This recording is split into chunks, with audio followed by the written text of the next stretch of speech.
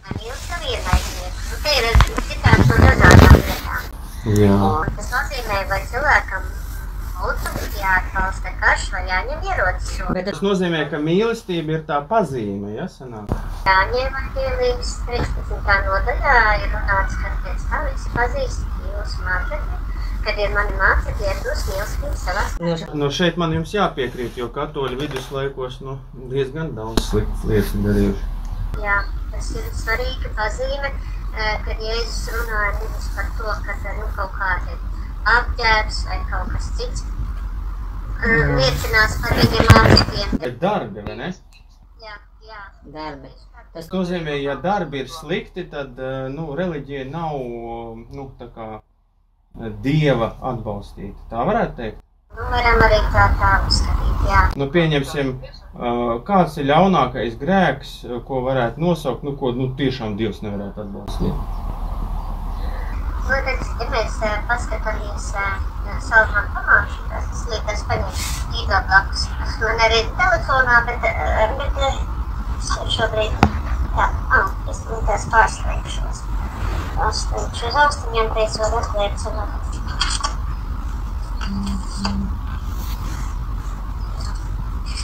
Salmana pamācības es atvēršu, un tad mēs varam izspriest, vai Dievs var piedot jebkuru grēku.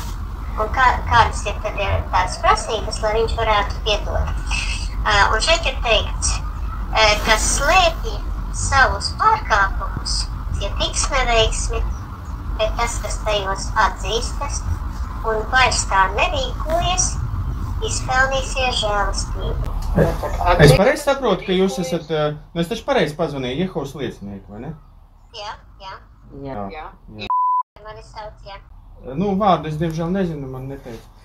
Bet tas nozīmē, ka jūs neslēpjat savus grēkus un atzīstaties. Ko tas nozīmē? Tas nozīmē, ka mēs neslēpjam. Ja es esmu kaut ko darījusi, es griežos pie Dieva lūgšanas, lūdzu piedošanu. Ja ir iesaistīti citi cilvēki, es tad runāšu, un centīšos tā nerīkoties. Tad cilvēks var piedošanu. Bet pieņemsim, ja reliģija slēp savus grēkus, kā to, ka tur katoļu baznīca, tiešām es varu apgalvot, ka ir ļaunas lietas darījusi, ja? Un ja slēpj un neatzīst, tad viņa noteikti nav no Dieva. Tā ir vai nav? Kā baznīca šeit ir par cilvēku runāts. Par baznīcām, par ticībām ir arī Bībelē runāts, un Jēzus savā laikā ļoti bargi izteicās par raksta mācītājiem un farizējiem, kuri kā mācīja, tad teica, uz viņu darbiem neskatieties. Un Jēzus ļoti skarbi par viņiem runāja, viņš tur par oķu dzimumu pat nosauca, viņš tur, Tad kā ir? Es tā diezgan konkrēti pajautāju, bet nesapratu. Tad, ja reliģijas darbi ir slikti, pieņemsim, ja? Kā mēs to zinām par katoļu baznīcu, tiešām, ja tā bija viduslaikos, tad tas nozīmē, ka viņi nekādā veidā nevarētu būt Dieva atbalstīt. Jā, tā ir taisnība. Ja kāda ticība dara kaut ko pretrunā Dieva likumiem, vai cilvēks, tad līdz ar to viņš nostājās pretējā pusē. Tad man ir jautājums, kāds ir, katoļu baznīca ir, teiksim, ko es zinu, krustakaros piedalījusies. Kāds ir ļaunākais grēks, ko cilvēks varētu izdarīt? Kaut ko Dievs nevarētu, teiksim, ja mēs reliģijā atrastu šo grēku, tad tā būtu, tiešām pazīme, ka tas nē, tad šī reliģija nē. Tad jūs gribat ne tādā cilvēku plānā, bet šķetināt reliģijas skatīties, vai tas atbilst vai ne? Es gribu vienkārši saprast, ko Dievs vēlas un kur ir patiesība un kaut kas tāds. Jo reliģija viņiem ir apakšā zem tā ir cilvēki. Cilvēki, kuri ir kaut kādas mācības ieviesuši, varbūt citas. Tad es varētu būt tālāk, es atvainojos, ka pārtraucu vienkārši šo te, vai es varētu turpināt būt katolis un būt Dieva atbalstīts? Svarīgi ir jūsu darbi. Tikai un vienīgi. Bet, lai jūs varētu... Man draugs, tas kaimiņš teica, ka man obligāti jāiet pie Jehovas lieciniekiem, ja es gribu izglābties. Sākumā jums ir jāpēta Bībeli, lai jūs uzziniet, kādas ir Dieva prasības, un cilvēks, kas pilda Dieva prasības, tad viņš būs Dieva. Bet man draugs tā pareizi pateica vai nepareizi, es tā nesapratu. Nu, tā doma jau princips jau pareizi, kad jums ir svarīgi pildīt Dieva likumus. Jā, bet es varu pildīt Dieva likumus katoļu baznīcā? Vienkārši viņš man teica, ka mana reliģija ir nepareiza, un man ir jākļūst par Jehovas liecinieku. Un tagad es tādēļ es jums uzvanīju, jo es mazliet tāds sašutis. Jā. Jums pašam ir jāpārliecinās, vai jūsu ticība atbilst tam prasībām, kādas ir 1. gadsimtā jums pašam. Un es jums varu aizsūtīt saiti, jā, tur ir tāds interaktīvs Bībeles kurs, kuru var cilvēks viens pats pētīt, vai var pētīt ar kādu instruktoru, jā, tas ir bezmaksas kurs. Un tur ir daudz dažādas tēmas, kur ir atlasīti panti par konkrēto tēmu.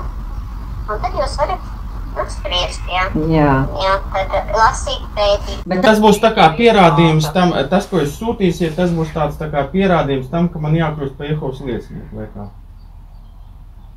Cilvēks pats izlēma, vai viņš to vēlās, jā, jo... Bet tas būs par to, jā? Par Jehovas liecinieku var kļūt cilvēks, kurš zina, kādas ir Dieva likumi, viņš tos pilda. Piemēram, ja mums neviens nevar kļūt par brāli vai māsu, ja viņa, pieņemsim, nav reģistrēta laulība, vai viņu uzņēmums nemaksā nodokļus, jā. Man ir jautājums, vienkārši es frizieris esmu un strādāju kazarmās. Es varētu būt Jehovas liecinieks vai ne? Jums ir kaut kādas profesijas, kas ir atbalstāmas vai nav atbalstāmas? Es tādu nesaprotu, jūs tagad sākat uzskaitīt. No cilvēks, ja Dievs saka, ka nedrīkst nogalināt, tad es, piemēram, nevarētu būt karavīrs. Es neesmu karavīrs, es vienkārši frizieris kazarmās. Jā. Jā, jūs jau neko sliktu nedariet droši atcietīt. Bet es esmu dzirdējis, ka starp Jehovas lieciniekiem ir izslēgti tie, kas kazarmās par frizieriem strādā. Kazarmas tas ir militārajā dienestā. Kazarmas tas ir militārā dienestā, ja? Nē, man vienkārši ir individuālais uzņēmums, man ir līgums ar un visu. Es neesmu militārajā dienestā. Bet tur ir problēma vai nav? Jūs gribat, lai tas jums pašam jāizspriež pusē, ja jūs vēlaties. Nu kā, vienkārši man teica, ka, lai es izglābtos, man ir jākļūst par Jehovas liecinieku, bet viņš man vēl teica, ka tā kā tu griez matus karavīriem, tad tu nomirsi. Tā ir vai nav? Jūs jau ierocis neņemat rokā. Es neņemu. Jūs nestrādājat arī tādā militārajā, tad es domāju, jūs esat individuāli vai? Tad jūs uzskatāt, ka tam nevajadzētu būt problēma? Nu, tāds manējais viedoklis no malas, jā, bet tas, ka es atkal iesērčoju Google un atradu, ka tā ir problēma priekš Jehovas lieciniekiem, ka tur, pieņemsim, jums ir tāda, es pareizi saprotu, ir tāda, nu, tā kā izdzīšanas prakse, viņu sauc izslēgšana, un ja tu, teiksim, esi frizieris kazarmā, ka tevi, vai pieņemsim pat tarakāns indē kazarmā, viss ar tevi ir āmen. Tā ir taisnība, vai ne? Neko tā nesaprotējis. Jūs esat internetā pētījuši to, vai es nepareizi atradu, vai kas notika? Tā kā, nu redziet, ne visu, ko raksta internetā, visam var ticēt, jā. Tas, ko jūs man sūtījāt, jūs teicāt, jūs man informāciju sūtīsiet. Tas būs no interneta vai no kurienes? Visam, ko internetā raksta, var ticēt? Kā mēs varam pārliecināties, vai tas, ko jūs sūtat, ir taisnība vai ne? Tad par tarakāniem arī būs Bībelē? Es saku, ja es esmu frizieris kazarmā, tā ir problēma vai ne? Par to Bībelē mēs varam atrast vai nevaram atrast informāciju? Bībelē par kazarmām droši nav tāds teikums, ja kazarmām, Ja īstenībā ir tā, ka Jehovas liecinieki pakļauj emocionālajai vardarbībai cilvēkus tikai par to, ka viņi frizē citus kazarmā. Kā jūs to novērtējat? Kā jūs to novērtējat? Jā, mani sauc un jūs kā? Ļoti patīkami. Jā, lūdzu.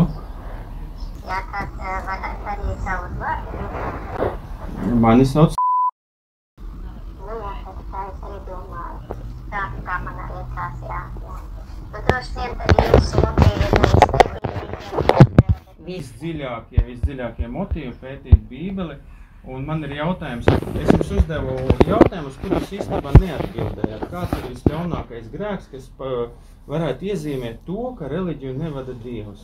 Un es uzskatu, tā ir pedofīlija. Viens no.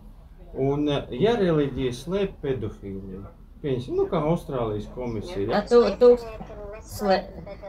Tad kāpēc Austrālijā ir 1800 izvaroti bērni, 1000 pedofili un neviens iesniegums policijā? Manuprāt, jums ir vairāk jāskatās fakti. Es jums ieteiktu, vai mēs varētu sadarēt uz 1000 eiro, ka šie fakti ir patiesi? Jā, es nevēlos runāt. Tādēļ, ka jūs baidaties? Ja šie fakti ir patiesi, ko jūs izdarīsiet? Es viņiem neticu. Kāpēc jūs neticiet? Bet jūs taču viegli varat pārbaudīt. Ir taču internets, jūs teicāt.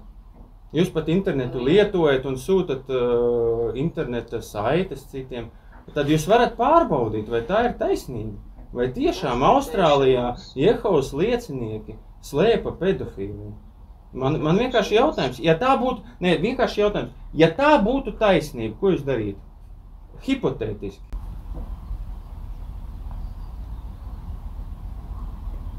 Jūs atbildi? Nav. Nomet. Aizdomāsies. Labi. Jā. Labi.